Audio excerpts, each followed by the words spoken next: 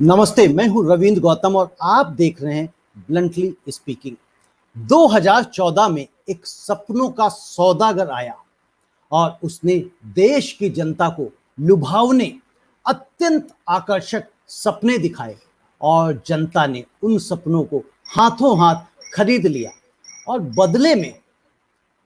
बदले में उस सपनों के सौदागर को देश के एक प्रधानमंत्री की गद्दी पर बैठा दिया।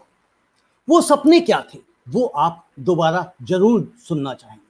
100 दिन में काले धन की वापसी, सस्ता डीजल पेट्रोल, सस्ता भी कितना, 35-40 रुपए लीटर, 2 करोड़ नौकरियां प्रतिवर्ष, डॉलर के मुकाबले रुपये को मजबूत करना, भ्रष्टाचार को खत्म करना, 100 स्मार्ट सिटी का निर्माण, काशी को क्योटो बनाना, 15 लाख प्रत्येक नागरिकों को मिलने की भ्रामक तरीके से बात कहना, एक के बदले 10 सिर लाना, भारत को 2020 तक विश्व गुरु बनाना, अच्छे दिन, राम मंदिर का निर्माण, धारा 370 का खात्मा और ऐसे ही बहुत सारे सपने 60 महीने प्रधानमंत्री की कुर्सी पर बैठने के एवज में जनता को विश्वास दिलाया यदि मैं आया तो ये सब सपने हकीकत होंगे और जनता विश्वास में आई और प्रचंड बहुमत से सपनों के सौदागर यानी नरेंद्र मोदी को प्रधानमंत्री की कुर्सी पर बिठा दिया।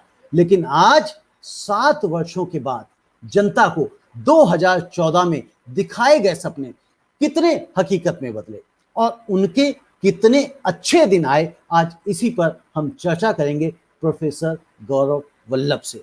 अर्थशास्त्र के ज्ञाता हैं, अर्थशास्त्र पढ़ाते हैं और राष्ट्रीय कांग्रेस पार्टी के राष्ट्रीय प्रवक्ता हैं।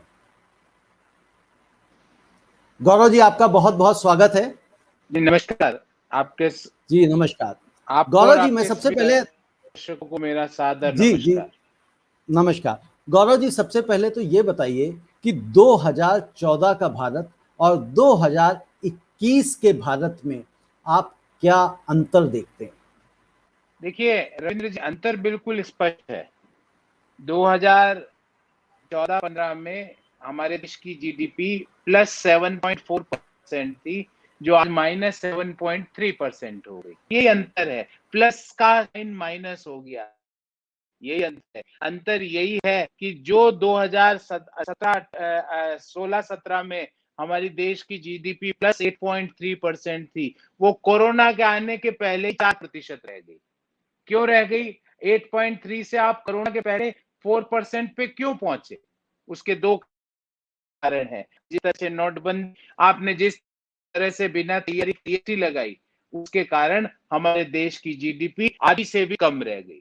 फिर आपका कोरोना आ गया।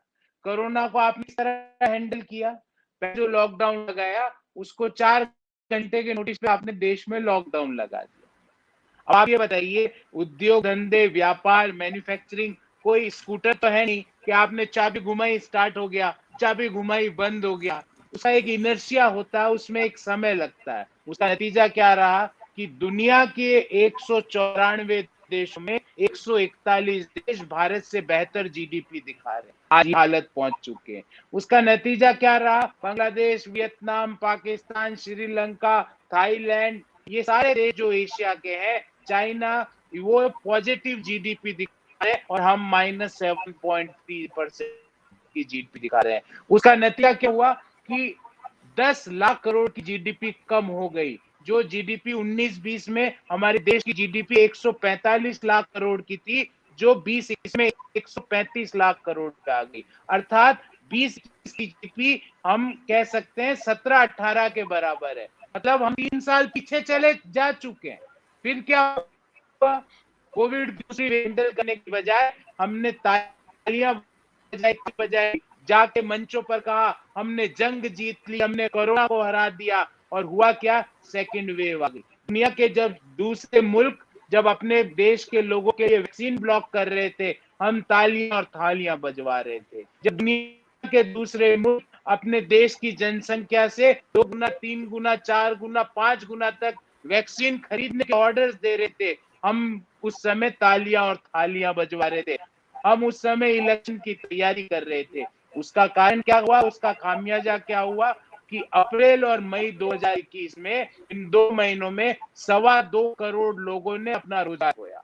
पिछले अप्रैल 2020 में 12 करोड़ 20 लाख लोगों ने अपना रोजगार खोया। ये तो सिर्फ होने का है रविंद्र जी।